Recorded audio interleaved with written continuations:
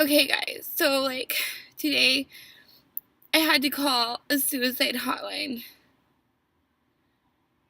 Like, I was on Facebook, and like last couple of days, there's been a lot of people sharing suicide hotlines, and like, because everybody is really just like wanting to kill themselves right now. And me too, me too. Like, I don't know what's gonna happen with like the president and the cabinet and all this stuff, and like, I don't know if I'm gonna live through it. And like, even if I don't take my own life, I might just drop dead. It's so stressful to be an American right now and not know what's happening and like what they're gonna do, because they're all like a bunch of men in there, like in suits, like trying to make decisions that affect us. And I don't know, like, I'm looking to them to like make a good life for me and protect me. And like, what if they don't do that? So it's like really stressful right now. So like, I called one of these numbers, because like my friend was supposed to give me a tarot reading, and then she like got busy with her kids and couldn't do it. And I was like really, really, really needing one. So I called the number, and like when you really just need to find out what your cards have to say for you, like it's not a joke. Like, I need a reading. Like, I need a reading right now. So I called the number, and somebody like came to the phone. They were like, nice, whatever. And I was like, look, my friend canceled on me, and like I need someone to give me a tarot reading really, really, really bad, because I don't know, I don't feel well at all. And they were like, that's not what I'm here for. Are you gonna, like, are you planning, you have a plan to kill yourself? And I was like, I don't have a plan, but like this could totally happen, and like I need help. I called you for help. And they're like, well, I don't even know how to do tarot readings, and like this is inappropriate. Like, why are we focused on what's appropriate?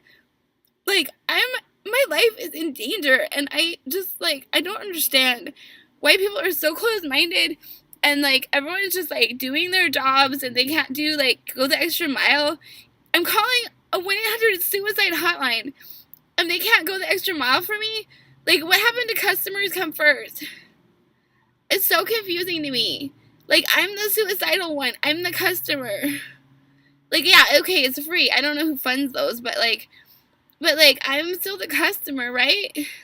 I called the number, 1-800 suicide hotline. Alright, guys. The suicide thing, okay. Alright. I understand that living in a big political upheaval time is stressful for everyone. And of course it is, but look, seriously, look, there's 530 million orphans on planet Earth. Most of them are not in this country. Most of them do not have shelter and food and water to the extent that we do. To the extent that the poorest American does. 530 million orphans, right? So anytime you feel like you want to kill yourself because you're gay and you can't wear your high heels, or you're afraid you can't get an abortion, or you're afraid that people are going to beat you up because of who you are, I understand these are horrible things. Okay, but you are in America. You can go to another place in America that's awesome. Chances are, right, you can go to a homeless shelter if you need shelter. And yeah, you can find homeless shelters that are totally freaking awesome with any sort of ethnic minority, race, whatever. Like, any sort of type of person. If you go to the right city and, take a bus there, or hitchhike there, you can find a great homeless shelter that will help you out. It's just a matter of finding resources more than it is the resources being there. The resources are there. No matter what your situation is, no matter what kind of abuse you're suffering through, like, you can find a way to get out of that. The thing about it is, we have this idea that it's like cool to be depressive. Well, I'm going to be goth, I'm going to cut myself, and I'm going to be, I'm going to be this, I'm going to be that, and I'm suicidal. Suicidalness is not cool at all. Okay, and it's not really very mature. If you go travel and see the poverty that exists, and yeah, I'm not the most mature motherfucker, that's for sure.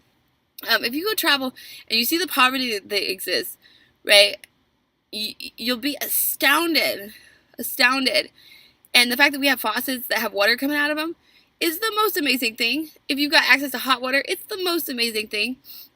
Um, so get on it. Go make a gratitude list. Go take a hot bath and make a gratitude list. The entertaining of the idea that I'm suicidal and I'm going to entertain that notion and I'm going to invite people in my life to entertain it and I'm just not doing very well at all. Look, bitch, you're American. You're lucky as fuck. You're lucky as fuck. Even if we capsize into a fascist regime or whatever, fact is we're in the internet age. We're in the information age. So whatever regime or whatever, it's not really like there's so many changes that would have to go through in order for us to have a true fascist regime. It's not 1940s, you guys. You know, we're well into the 2000s and we're well into the information age. And the idea that that would like swell up, it's just probably not really that something, something to worry about. Anyway, so please, make a gratitude list for even the smallest things that you're grateful for. And if you do that every day, you'll start feeling amazing. I've got a lot of friends in drug addiction recovery that make a list of 5 to 10 things every day that they're grateful for, and they are doing awesome. It's really good for anyone to focus on what is good in your life. Guaranteed, there's some good things in your life, and you can always add to that list. But the suicidal thing, you're more likely to get locked up in a psych place and have them feed you gross medication. It's not fun, you guys. It's not fun. It's not hip. It's not cool. It's not popular. It's not kind to yourself. It's not worth it. If you need attention, you can get it another way. Trust me.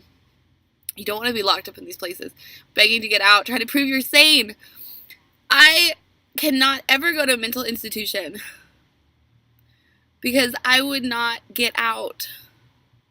I know that. I can go to jail and get out. But if I were to go to a bona fide mental institution, there are, I might be able to play the game, but there's a slim chance I would not be released. And so I never, ever, ever take that chance. Never, ever, ever. Not worth it. Not worth it. All right, anyway.